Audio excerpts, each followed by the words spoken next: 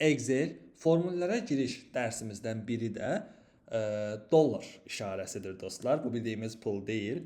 Nə deməkdir? Mən buraya rəqəmləri yazacağam. 5, 10, 20, 25, 30 və s. Və C3 hüceyrəsinə 1 yazacağam dostlar.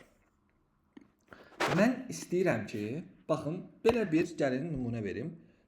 5 bölünsün C3. Doğru mu? Cavab 5. Doğru mu dostlar? Mən təbii ki, Excel istifadəçisi olaraq bir-bir bölməyəcəm. Hər xananın, hər hüceyrənin qarşısına gəlib bölməyəcəm. Mən istəyirəm ki, bunu aşağı sürüşdürüm, nəticə alım. Amma nə oldu dostlar? Nəticə yoxdur. Niyə? Bilirsiniz niyə dostlar? Çünki burada formül nə idi? Baxın, mən C3'ə bölmüşəm. Amma bunu aşağı gəlim dostlar. Baxın C4'ə sürüşdü. Bir dənə də bunu komple aşağı verim dostlar. Baxın C5'ə sürüşdü. C7'yə sürüşüb. Bunlar da boşdur. Doğru mu? Mən amma nə etmək istəyirəm dostlar? Mənim etmək istədiyim 10 rəqəmini də 1'ə bölmək. Yəni mən bunu aşağı sürüşdürəndə burada C4 deyil də C3 olsun. Bunu necə eləyərəm dostlar? Burada bir funksiyadan istifadə edəcəm. Nə edəcəm? Baxaq. Bərabər işarəsi qoydum dostlar. Gəldim D6 hüceyrəmə. Bölü işarəsi. Dollar işarəsi dostlar. Dollar işarəsi. Bir hansı haradadır? C3'dədir. C3 yazdım. Yox, pardon, C yazdım. Sütunumu yazdım. Dollar işarəsi verdim və sətrimi yazdım dostlar. Gördünüz mü? Heç bir şey etmədən seçildi. Enter'i bastım.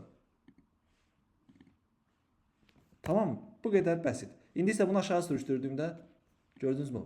İstənilən formülə girəndə C3 qalır. Bunun səbəbi bilirsiniz nə dostlar? Mən dollar işarəsi ilə bütün xanalara, hüceyrələrə artıq C3'ü mismarladım, belə deyim. Və artıq mən formüllərimdə bundan da bu funksiyadan da mütləq şəkildə istifadə edəcəm və daha çox qarşımıza çıxacaq. Belə. Bunu digər bir öncəki dərsimiz dostlar belə funksiyaları qısa olaraq bir videoda verdim.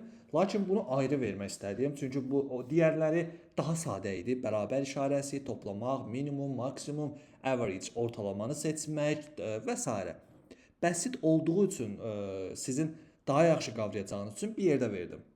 Hətta orada rəqəm saymaq da var idi. Amma bu biraz daha irəli funksiya olduğu üçün dostlar bunu ayrı bir videoda vermək istədim ki, çoxlu məşq eləyəsiniz, beyniniz qarışmasın. Belə dostlar, Excel'lərə giriş dərsimizin əslində 3-cü dərsimizdir bu. Bunun üzərində çoxluca məşq eləyin. Gələn dərsimizdə görüşənədək. Videonu like edib, yorum yazmağı, istədiyiniz sualları verə bilərsiniz. İstədiyiniz mövzunu dərs deməyimi istəyirsinizsə bildirin, video çəkim, kanala abunə olub zil butonunu açın ki, videolarım anında sizə bildiriş olaraq gəlsin ki, dəstəyinizi əsirgəməyəsiniz. Görüşənədək Allah'a emanet olun.